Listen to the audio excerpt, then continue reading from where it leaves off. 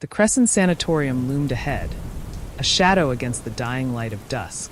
The team, led by veteran paranormal investigator Mark Lawson, arrived in two black SUVs, each one laden with ghost hunting gear and military-grade weaponry.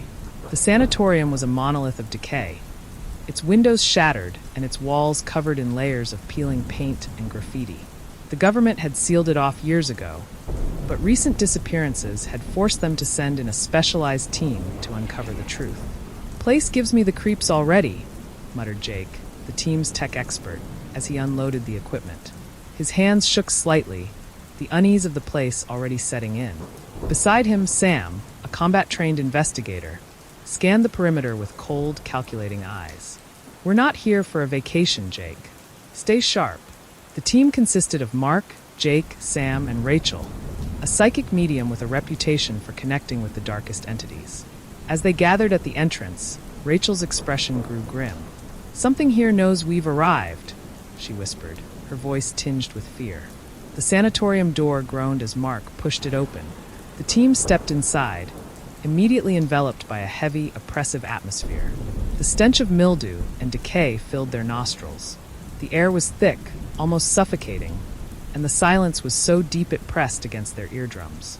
Mark flicked on his flashlight, the beam cutting through the darkness, revealing long-abandoned hospital beds and rusted wheelchairs. They ventured deeper into the building, their footsteps echoing ominously through the empty halls. The deeper they went, the colder it became, until their breath misted in front of them. Rachel stopped suddenly, her eyes wide with terror. "We need to leave. Now." Mark frowned. "We just got here. What do you sense?" Rachel shook her head. "It's not just one thing, it's everything. The shadows, the walls, the very air. It's alive and it's watching us." Suddenly, Jake's EMF reader spiked, the device screaming as it detected an unnatural presence. "We've got activity," he shouted, panic creeping into his voice. Before they could react, a loud bang echoed from somewhere down the corridor, followed by the sound of something heavy being dragged across the floor. The team froze, their senses on high alert. The dragging sound grew louder, closer, until it was right around the corner. Sam, armed with a shotgun, took point. He rounded the corner slowly, his finger on the trigger. But there was nothing there. The corridor was empty, save for a long smear of blood leading further into the sanatorium. "Rachel," Mark said softly, "what are we dealing with here?" Her face was pale, her eyes unfocused. "We need to leave. It's coming for us." Before Mark could respond, the lights flickered violently, and the temperature dropped further, sending a shiver down their spines. Then, with a final flicker, the lights went out, plunging them into total darkness. Panic set in as the darkness swallowed the team. Jake fumbled with his flashlight, his hands trembling uncontrollably. When the light finally flickered on, it revealed the horror that had been waiting for them. A figure stood at the far end of the hallway, tall, gaunt, and covered in tattered rags that looked like they had once been hospital scrubs. Its face was a mask of twisted flesh, the eyes hollow and black as coal. It was barely human, more like a twisted shadow of what once had been. "Back up. Now," Mark ordered, his voice steady despite the fear clawing at his chest. But before they could retreat, the figure let out a low, guttural growl that reverberated through the walls, making the ground beneath them tremble. The temperature dropped sharply, frost creeping along the walls as the lights flickered back to life, casting a sickly yellow glow over the scene. Rachel gasped, her hands flying to her temples as she doubled over in pain. "It's inside my head. It's whispering." Mark grabbed her arm, pulling her back as Sam raised his shotgun. "What's it saying?" Mark demanded, his eyes locked on the creature that seemed to glide closer without moving its legs.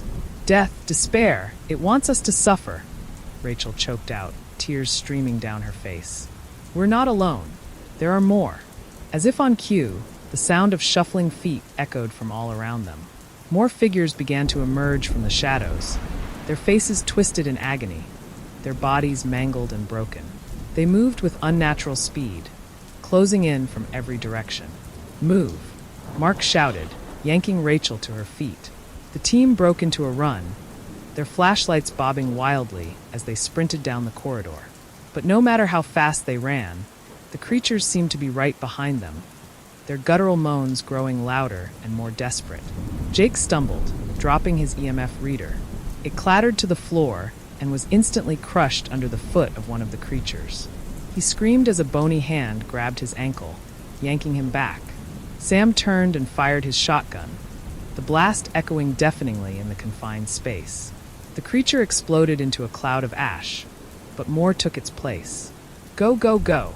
Sam yelled, firing again and again as they neared a door at the end of the hallway. They burst through the door, slamming it shut behind them. Mark quickly shoved a nearby gurney against it, bracing it as the creatures pounded against the other side, their inhuman growls filling the air. "We can't stay here," Rachel gasped, her voice trembling. "They'll get through. Where the hell do we go?" Jake panted, sweat pouring down his face. "This place is a goddamn maze." Mark scanned the room, his mind racing.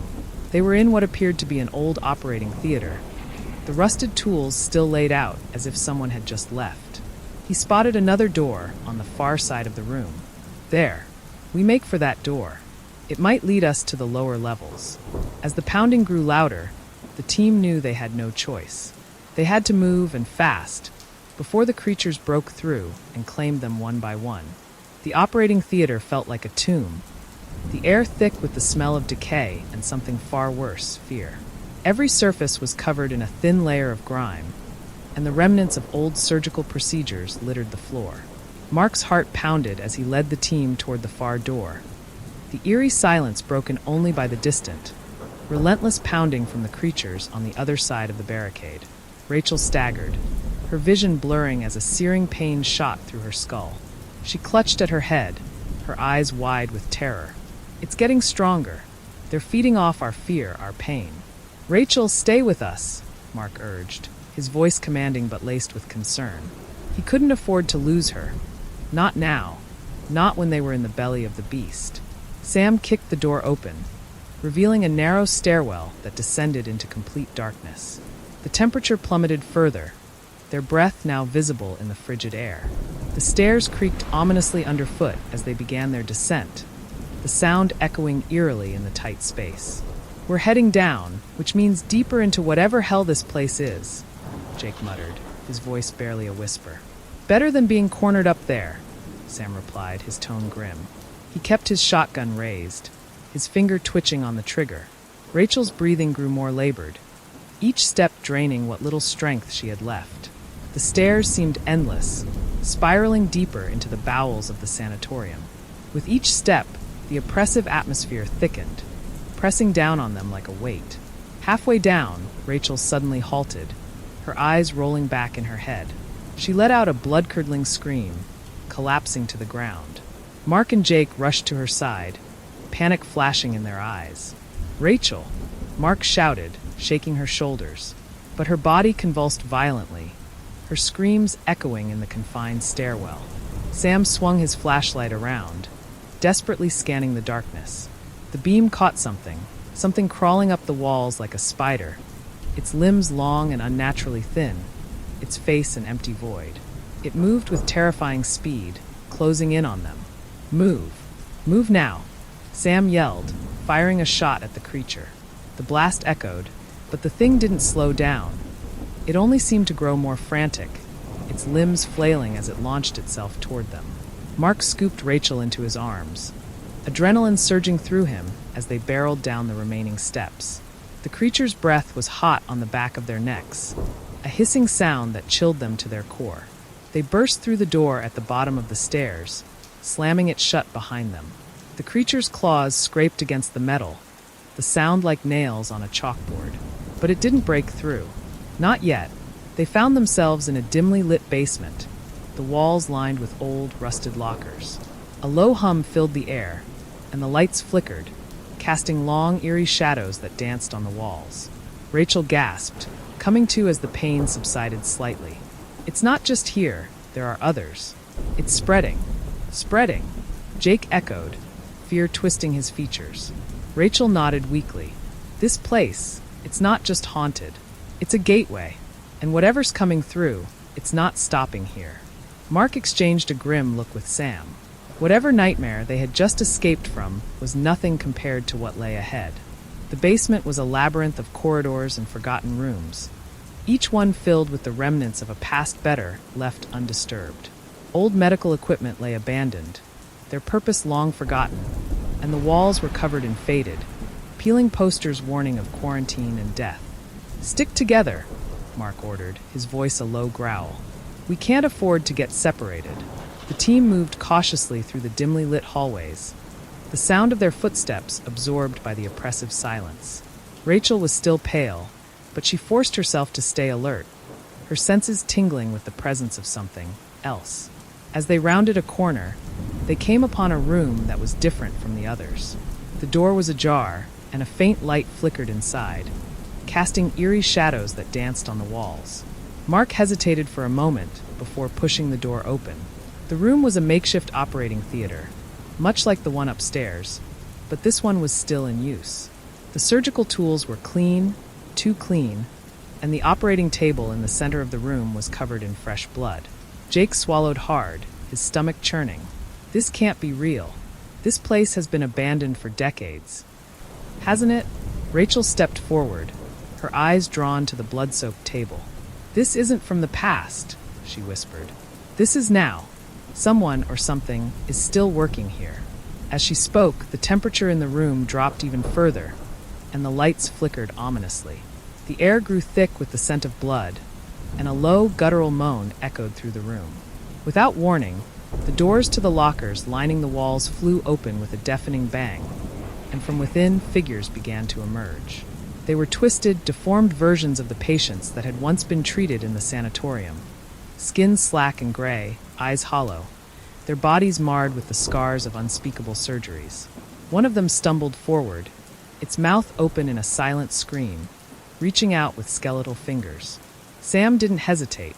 He fired his shotgun, the blast tearing through the creature's torso, but it didn't stop. The thing kept coming, driven by an unnatural force.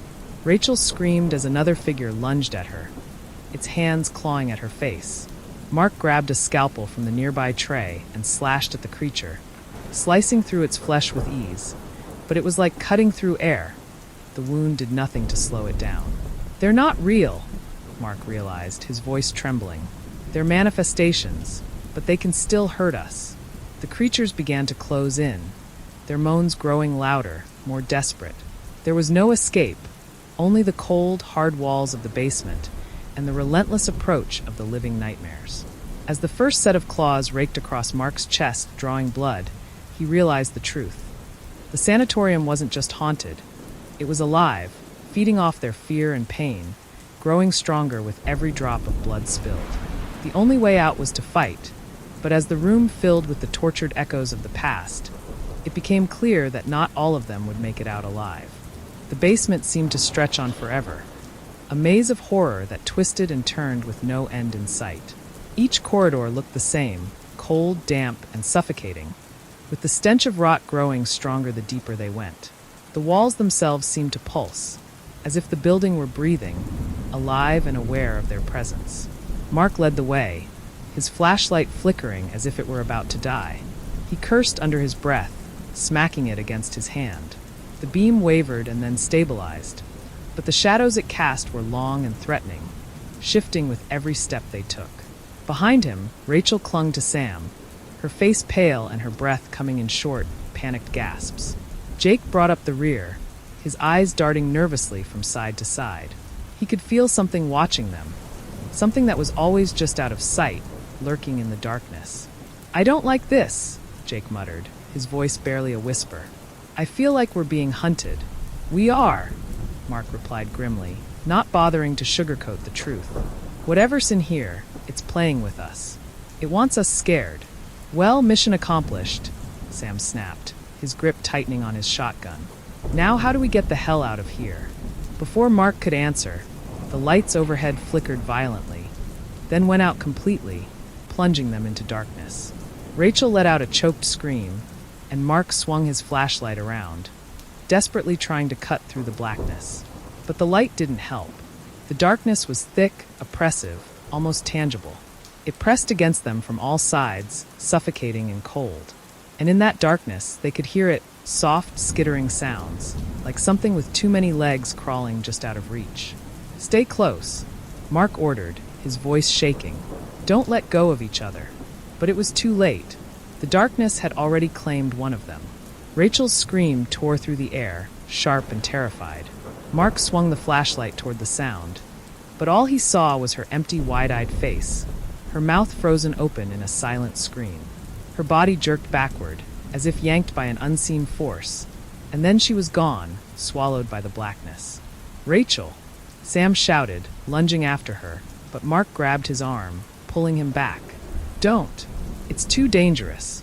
"But she's gone," Mark said, his voice hollow. "We can't help her now." Sam's face twisted with rage and despair, but he knew Mark was right. Whatever had taken Rachel was far beyond their ability to fight. They pressed on, their steps quicker and more desperate.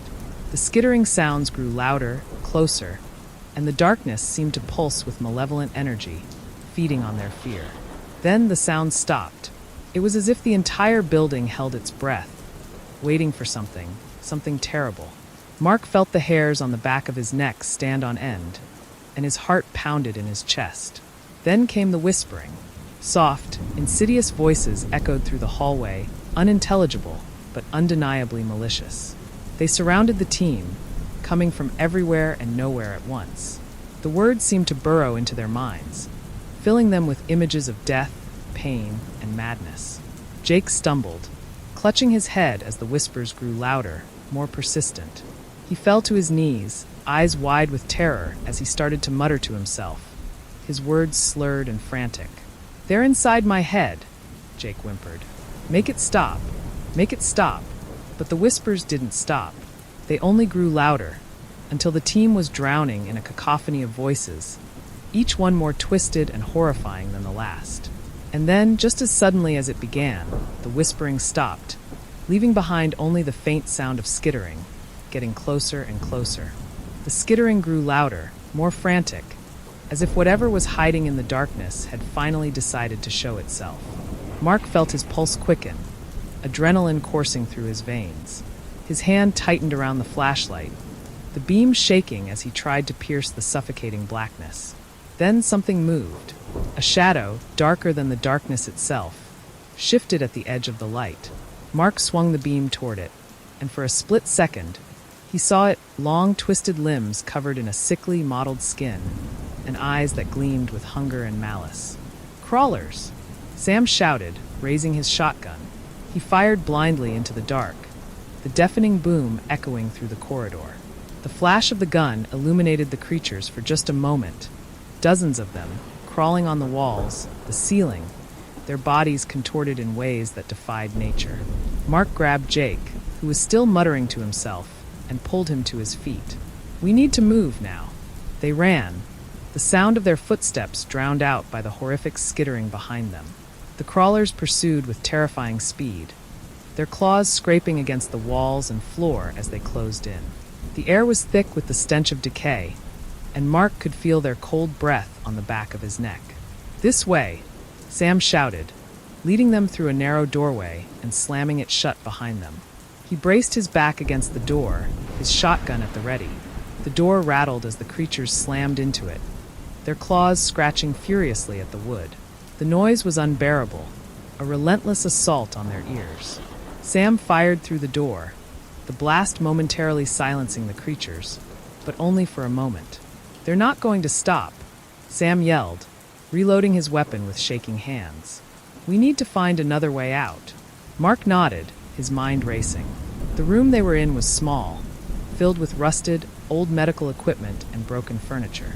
The only other exit was a narrow vent on the far wall, just big enough for one person to crawl through at a time. "Jake, you first," Mark ordered, pushing the trembling man toward the vent. Jake hesitated, his eyes wide with fear, but another slam against the door propelled him into action. He crawled into the vent, his breath coming in ragged gasps as he pulled himself through the narrow space. Sam fired another shot at the door, the wood splintering under the pressure. "Hurry up, Jake."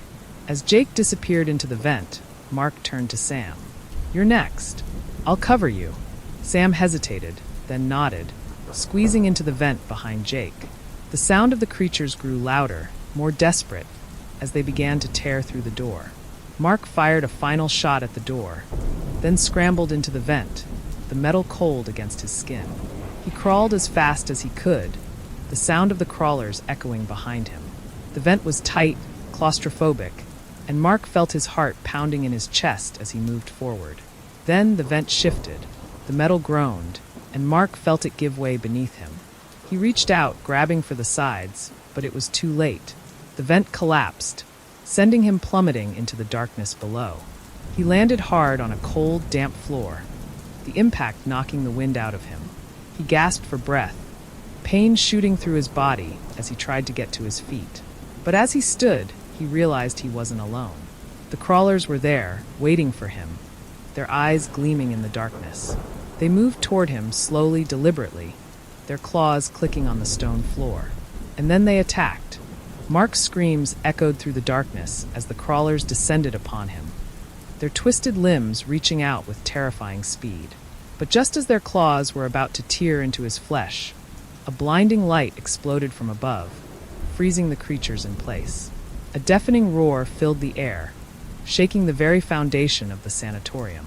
The crawlers recoiled, hissing and screeching, their eyes burning with hatred as the light grew brighter, forcing them to retreat into the shadows.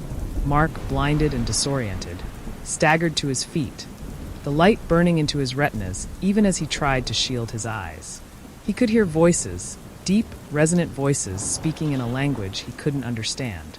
The air crackled with energy, the oppressive darkness around him seeming to ripple, as if something far more powerful than the crawlers had taken notice of his presence. Then, just as suddenly as it had appeared, the light vanished, plunging Mark back into the cold, suffocating blackness. The voices stopped, leaving behind only an eerie silence that made the hairs on the back of his neck stand on end. But the darkness was different now, deeper, more malevolent.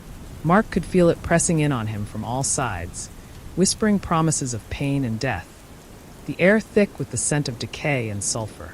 His head throbbed, the whispers burrowing into his mind, warping his thoughts and filling him with a sense of dread, so overwhelming it felt like his very soul was being consumed. He stumbled forward, the floor beneath him slick and uneven. His breath came in ragged gasps as he tried to find his way through the darkness, his hands outstretched, searching for any sign of an escape. But the walls seemed to close in around him, twisting and shifting, the sanatorium itself coming alive with a malevolent intent. Suddenly, the ground beneath him gave way, and Mark found himself falling once more, this time into a vast, seemingly bottomless abyss. The air rushed past him as he plummeted, his body spinning out of control, the darkness around him growing thicker and more suffocating with each passing second. And then he hit the ground. The impact was bone-shattering, sending waves of pain coursing through his body.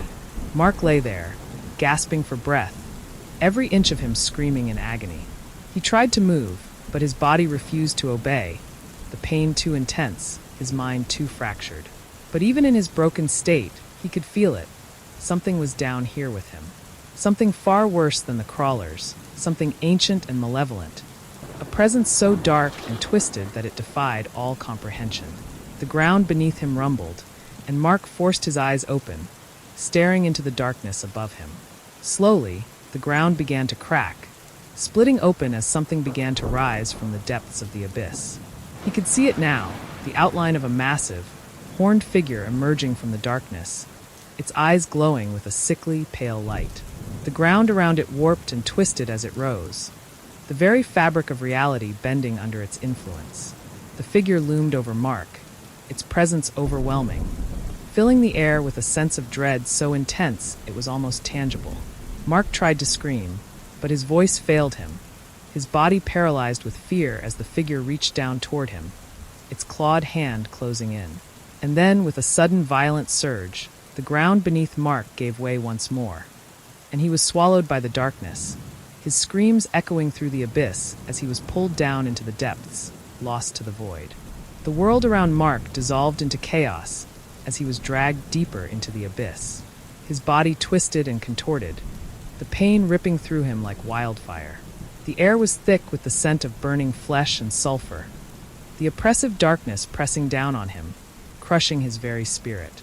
But as he fell, Mark began to hear voices, faint, distant whispers that seemed to be calling out to him from beyond the darkness. They were familiar, comforting even, pulling him back from the brink of madness. Slowly, the darkness began to recede, and Mark found himself standing on solid ground once more. He was in a vast, cavernous chamber, the walls lined with grotesque, pulsating veins that throbbed with a sickly green light. The air was thick with the stench of decay, and the ground beneath his feet was slick with blood. Mark's heart raced as he realized where he was. He had descended into the very heart of the sanatorium, the source of the darkness that had consumed the building. And there, at the center of the chamber, stood the figure, the demon that had been unleashed upon the sanatorium. It was a towering, monstrous entity, its body twisted and deformed, its eyes burning with a malevolent fire. Around it, the shadows writhed and twisted, taking on the shapes of countless tortured souls, their screams of agony filling the air. Mark knew that there was no escape. The demon had him trapped, and there was no way out. But as the demon began to advance toward him, Mark felt a surge of defiance rise within him. He had come too far to give up now. He would fight, even if it meant certain death. He reached for the small, silver cross he had worn around his neck, the only remnant of his faith, and held it out toward the demon. The creature snarled, recoiling slightly as the cross began to glow with a brilliant light. The demon hissed, its eyes narrowing as it realized what Mark was trying to do. It lunged forward, its clawed hand outstretched, but Mark held his ground, the light from the cross growing brighter and brighter, forcing the demon to retreat. But the light was not enough. The demon's power was too great, and the darkness began to close in around Mark once more. He could feel his strength waning, the weight of the darkness crushing him, suffocating him. Just as he was about to give in, the chamber was filled with a deafening roar, and a blinding light erupted from above. Mark looked up, his eyes wide with shock, as the ceiling of the chamber began to crack and splinter, the light pouring in, driving the darkness back. The demon shrieked in rage as the light engulfed it, its body writhing and twisting in agony. The shadows around it dissolved, the tortured souls vanishing into the light as the demon was consumed, its form disintegrating into nothingness. And then, as quickly as it had begun, it was over. The chamber was silent, the darkness gone, the air clear and fresh. Mark collapsed to his knees, gasping for breath, his body trembling with exhaustion and relief. The light from the cross faded, leaving only a faint, warm glow in the darkness. He had done it. He had survived. But as Mark looked around the chamber, he realized that he was still alone. The others were gone, lost to the darkness, and there was no sign of a way out. He was trapped, deep within the heart of the sanatorium, with no hope of escape. But Mark didn't care. He had faced the darkness and won, and that was enough. With a weary smile, he closed his eyes and let the darkness take him, knowing that he had finally found peace.